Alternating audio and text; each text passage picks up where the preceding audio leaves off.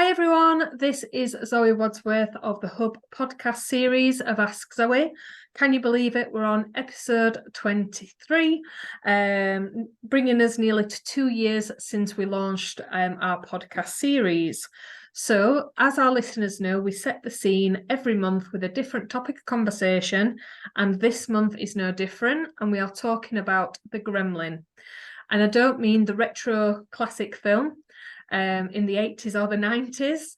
I mean the gremlin that can appear on your shoulder when you can't get things done in business. That can be sales, it can be marketing, it can be imposter syndrome, it can be many things and many different things for many different business owners. So I've asked the lovely Mike, one of our experts, to come and talk about potentially why that could happen, to give you some food for thought from a professional that actually helps his clients with that gremlin and with that person on their shoulder that might be stopping them from doing things, and get their perspective. So, Mike, do you just want to introduce yourself for our listeners, please? Yeah, thank you for inviting me along, first of all, Zoe, and also hello to all the listeners out there. I typically help people who are going through a number of different, could be one or several different challenges in our life. These are because there might be a series of gremlins that they've actually accumulated in work and in their lives. And this has then caused some form of sort of mental health issue that they've had. Many of these don't go and seek help and support, and some of them might go on the internet and look for support. And so one, will put on training courses, or secondly, I help people on a one-to-one basis in my clinic in Sheffield to sort of make sense of it all. And you definitely do that. We've known Mike now for probably 8 years. I think Mike was one of the first people we met within our business. And we were with our full-time employer at the time. But Mike very quickly understood that we wanted to do self-employment, and over the years has given us many top tips, because my problem was the gremlin on my shoulder, somebody telling me that I couldn't do it, I wasn't academic enough, I wasn't smart enough, all these things that we kind of tell us that stem from a place that we've potentially buried a long time ago. But what I've known through working with Mike and networking with Mike and building a business relationship, you know, it's not buried for long if you don't deal with it in the correct way, seeking the advice from professionals like Mike, like Katie, who I've worked with within the community that you've heard from in episode 10. It's about understanding what that gremlin is and trying to overcome it the best you can. The reason we decided to talk about the topic, to give our listeners a little bit of background, is because we spoke about imposter syndrome and how positivity can, potentially help shift that mindset last month within the community with Judy Hampton. And it was Judy that shared with me at the end that, well, what do you do, Zoe, when, that gremlin just won't go away? Because Judy is a person that advocates positivity and changing your mindset for the better. But even the experts can get the gremlin and can get, that something on their shoulder or something that's happening on a mental health level, stopping them from, taking that step right for the business. I came across the term working in a workshop format with Joanna Green, who is a local coach. And it's the term that she liked to use in that setting, so we could visualize which gremlin that was. So if you watched the retro film, that's why I refer to it, because are you the gremlin with the pink lips and the fancy dress and the bow tie? Are you, Gizmo, the main character, Question to me. Yeah, you're definitely a gizmo, Mike. So, and this is how we was able to visualize that a little bit better. So that's why we use the term. But from your professional opinion, Mike, why do you think this gremlin sets in with business owners that you speak to on a day-to-day basis? Or do you call it something else other than the gremlin? What's your opinion on why that happens? No, it's a good question. I do call it something else, other than the sort of gremlin, but gremlin is a good term.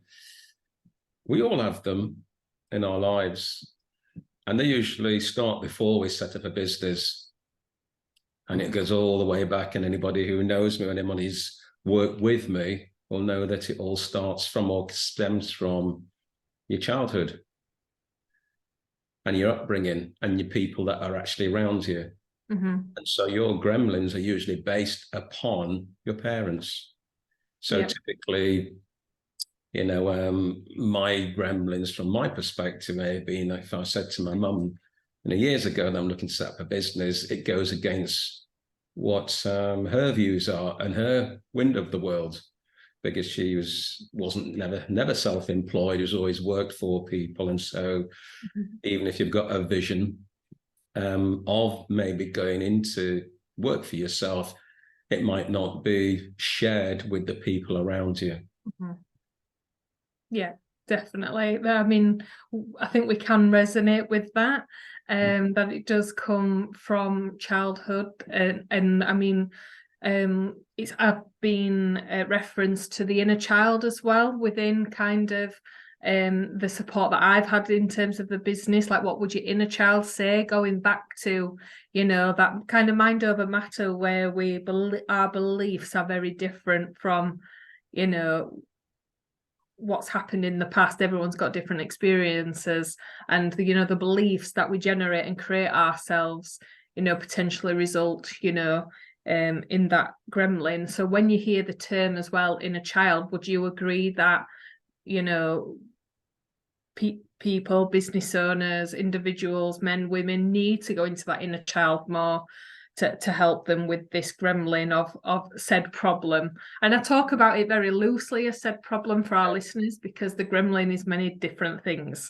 Mm-hmm. And I don't like stereotyping it and just calling it imposter syndrome or just calling it mental health. It's many different things for many different people. So have you heard the term inner child before? Do you agree? Does that, help this situation of the gremlin? I do. And that inner child is that young Zoe, that young Mike, and that also that young person who's listening to this podcast on replay, in regards to where we are now, mm-hmm. to where we think we should have been, and where our dreams, where we'd hoped to be, if we had any dreams, we had any targets, or even had a plan, where we are based upon that. Because then you've got that inner child might be pulling you back to say, no, you should be you should be full-time. You should have never left that job. You should have never left that house. You should have never signed up for that marketing agency. You should have bought that car, and then that inner critic, the gremlin, comes in. Because we make decisions on emotion. Emotion kicks in 7 times faster than the actual logic. So, for example, I know it's just going off lightly. When I jumped out of the plane, for charity from over 10,000 feet a few weeks ago, there come a point where there's nothing, you look down and there's nothing there. And you shout out some expletives and that's emotional. And the logical side then kicks in to say, Mike, you're fine, you're okay. I think you need to breathe. And if you don't follow Mike Lawrence on any social media channels, I do suggest you do that, because he has just posted that video that he's just referencing to of the skydive. And very much you can tell his brain tells him to breathe on that journey down. And it's interesting that you mentioned the inner because when we did some content on the Q&A last week for the hub, the inner critic got mentioned in the Q&A session, and then I think it was referenced to as the devil, and some terms that people were more in tune with was ego as well. But in essence, for me, as an observer working with these businesses, it very much is, you know, that term gremlin, because it just means something different to so many people, subject to how, I suppose, they emotionally feel about it, because it's the emotion, probably not the justification, that's holding them back. They're believing, you know, the inner critic, they're believing what their emotions are telling them, rather than why it can be very different from reality. Absolutely agreed. I used to be part of a mentoring organization for a couple of years, and somebody got in touch with me through LinkedIn because there was a post associated to that organization, and they were asking me about my views of working with this organization and the benefits and what comes out of it. So you can imagine what's going on in this person's mind. Yeah. I've spoken to this organization, they seem good, everything's fine. There is an investment that we need to make. It might be outside the comfort zone that they actually used to investing in marketing. So therefore, there's this justification in their head. Yeah. But whilst they're speaking to somebody, this is what you need.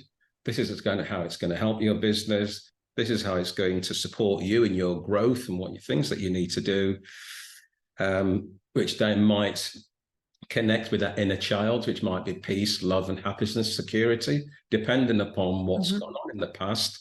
And then the inner critic might then step in, which could be the partner or somebody else, to say, that's too much. You don't know these people.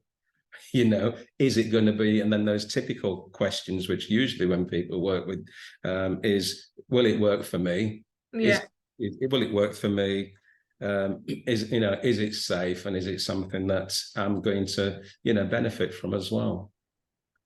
Definitely. I mean, we even spoke about it this morning with a one-to-one client, just to show you how relevant it is, because without you sharing that, Mike, I wouldn't have thought that would have been the inner critic of the client or the gremlin. But we gave the example of, influenced by partners, influenced by making said revenue from business, and how am I going to do that, and that push-pull.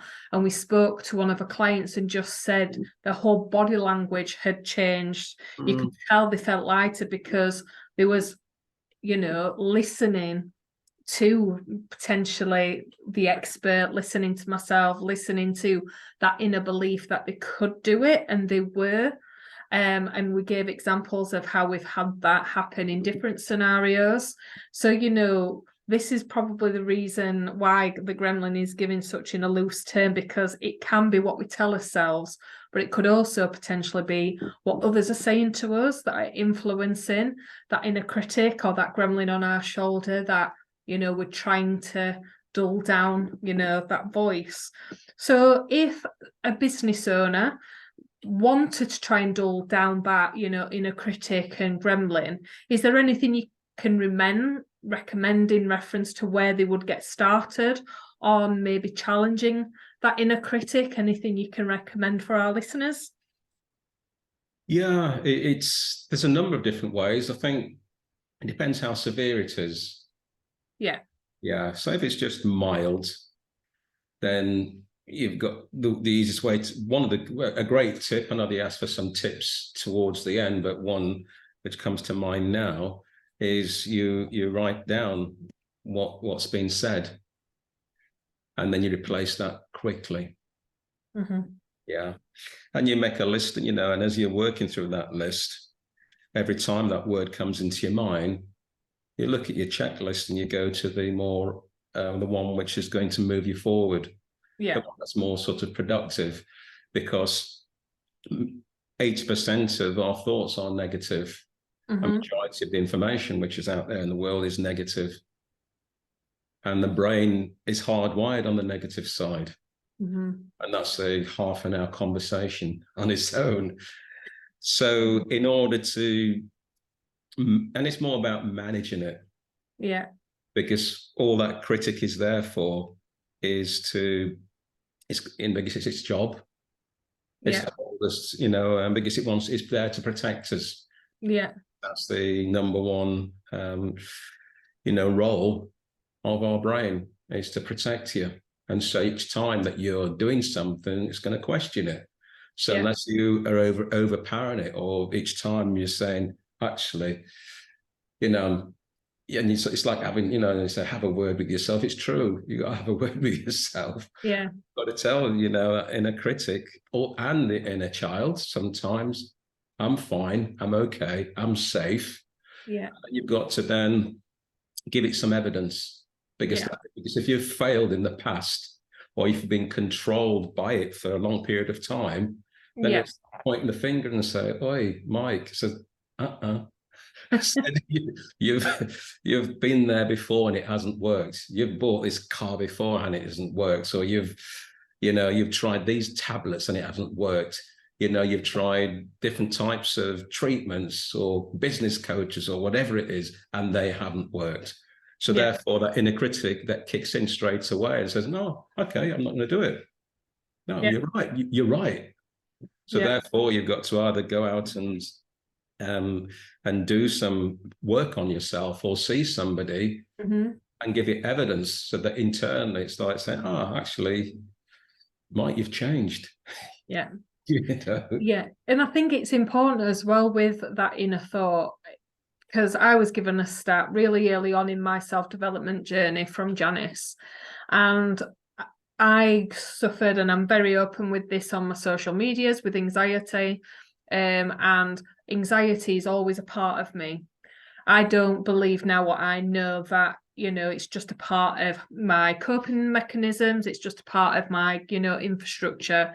And, I'm not going to go into too much on why really what that trigger was, but it was from childhood. But I just want to share a thought a stat and a thought, I suppose, that she gave me in reference to anxiety, in reference to that inner critic, because that's my gremlin, anxiety. It spikes when things are emotionally, draining on myself or the business. So I come from a place of understanding when I talk about the gremlin. But she said this to me: we have 60,000 thoughts on average per day. 60,000. Do you remember every single one? And my reply was, no, that's humanly impossible. So she said to me, so why fixate on one? Yeah. Why focus on that one that is spiking my gremlins, my anxiety, to give you some, the listeners, some food for thought, and the impact of that, where we have 60,000 thoughts every day that we're on this planet, in this lifetime, but we focus on that one. Yeah. So if we just use that as a stat to how powerful our mind is, to focus on more than that one thing that is our trigger, and that's our gremlin. Yeah. To me, from a self-learning basis, that's what really helped me understand. Because when I was conscious of that fact, that I had more than that one thought a day that was causing the anxiety, and this is me talking from a young 18-year-old, it's been a while since I was 18, guys.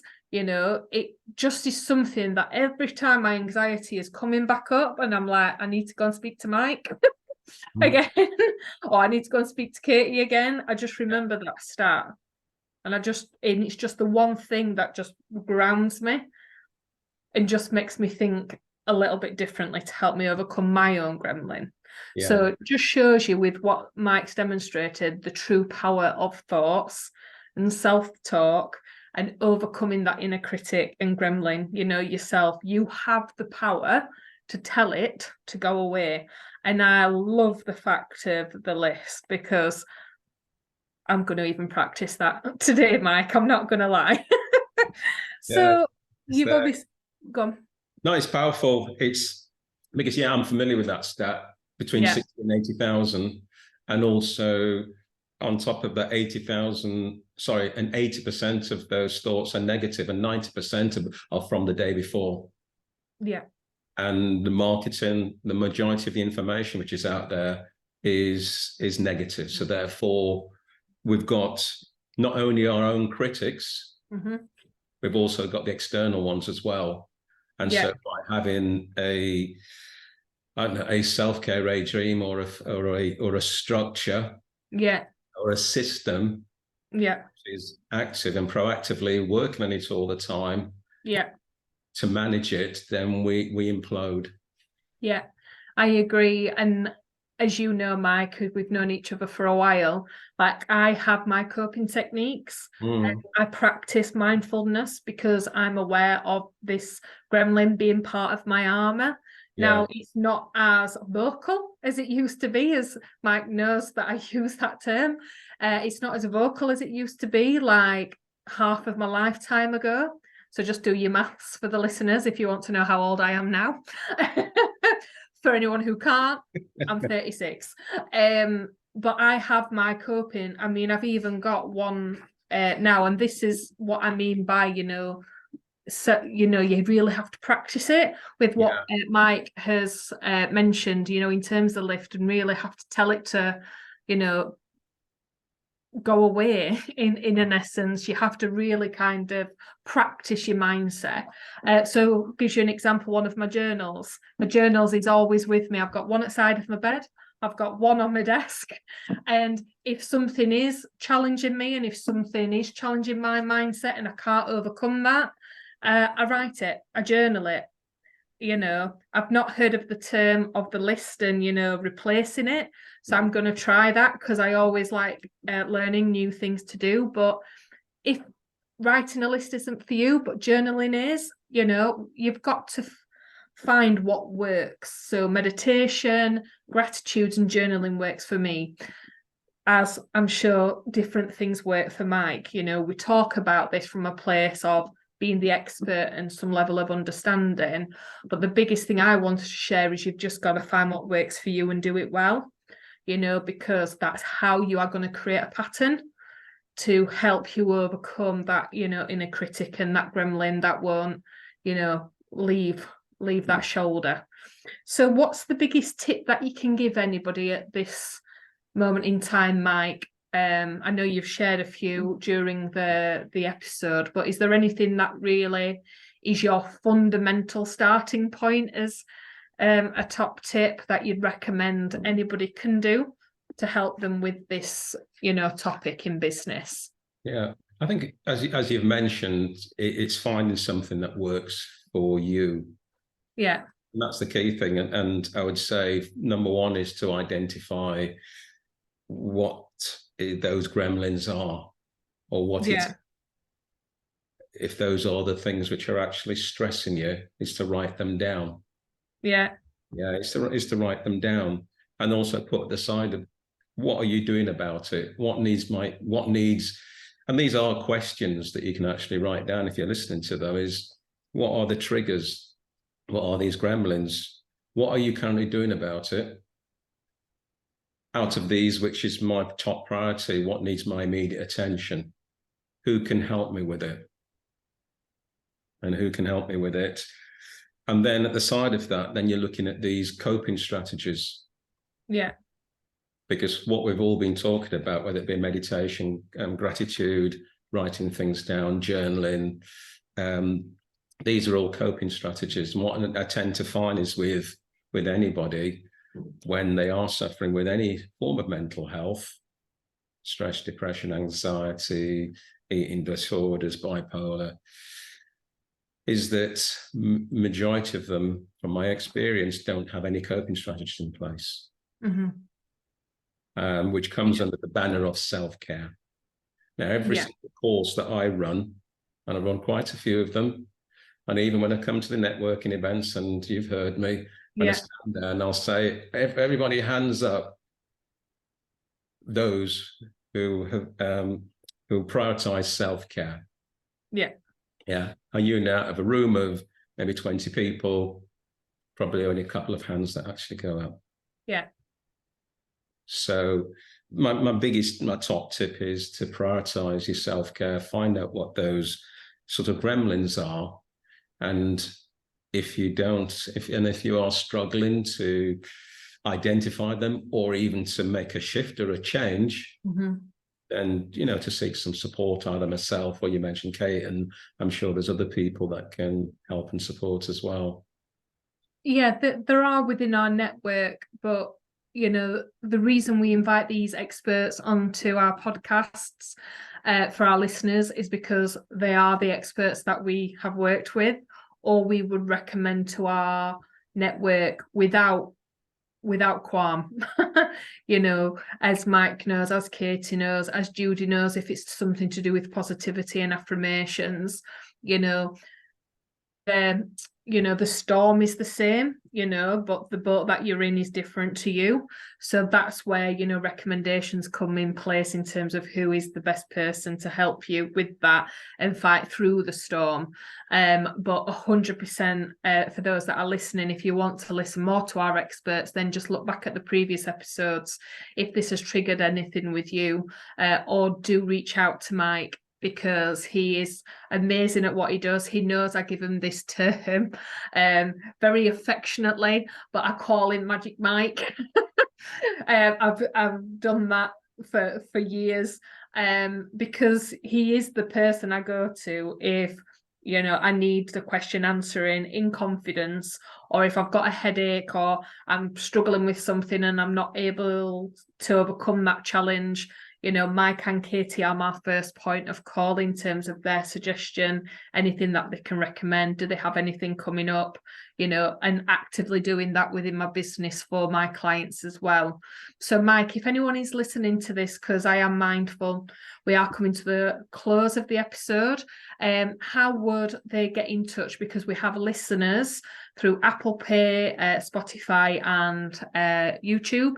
So if somebody is listening to this without visual, just share your information so they can make contact. Yeah, my website is my name, Mike Lawrence, www.mikelawrence.co.uk. You can find me on not YouTube, I was going to say YouTube, but you can find me on LinkedIn. Just type in my name and I'll come up there, and also Facebook. And so those are the main areas that you'll actually find me on. Amazing. So for our listeners, that is Mike Lawrence, so Lawrence with a W, and do go and check him out, website, LinkedIn, and Facebook. You can also, just so you're aware, listeners, type in mental health first aid on LinkedIn and Mike will come up under that because it is a service that he does offer. So do reach out.